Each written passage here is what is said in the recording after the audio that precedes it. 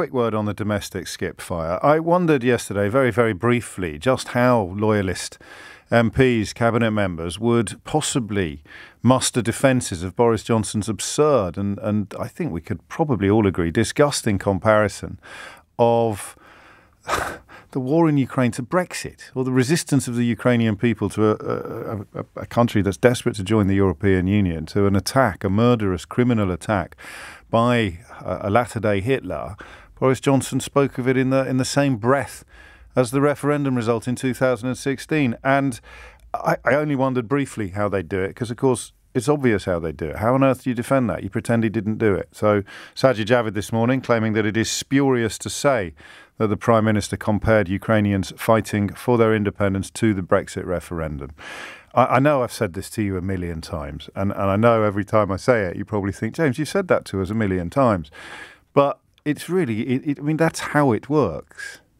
You just have to start denying reality eventually in order to keep your sunk cost fallacy alive. The sunk cost fallacy, which I Googled this morning just to be 100% clear on my understanding of it, is basically the idea that if you've invested so much in something, you can never really pull out. The best example, and I used to use this a lot back in the day, is the scams that you get sent in the email or in the post when it comes through saying that if you could just lend me £10,000, I can get £20 million out of my late uncle's estate and we can split it down the middle. And some people go for it. And once you've gone for it once, remarkably, you are a lot more likely to go for it again than you were to go for it in the first place. Because once you've sent 10 grand to some fraudster in the middle of nowhere, admitting to yourself that you've been ripped off is harder than sending another 5 grand.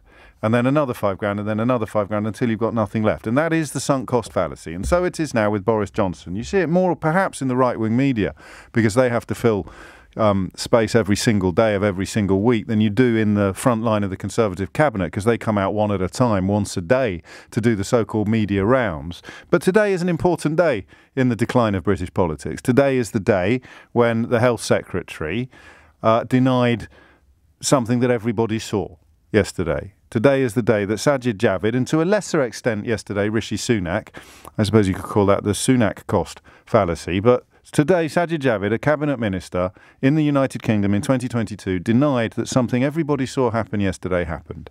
And that's an important moment. I'm not being partisan or tribal, just in purely objective terms. When you have a cabinet minister, someone as senior as a Secretary of State for Health, denying what we all saw, denying the evidence of his own eyes and ears in public, on television or radio, that's an important moment in a country's decline.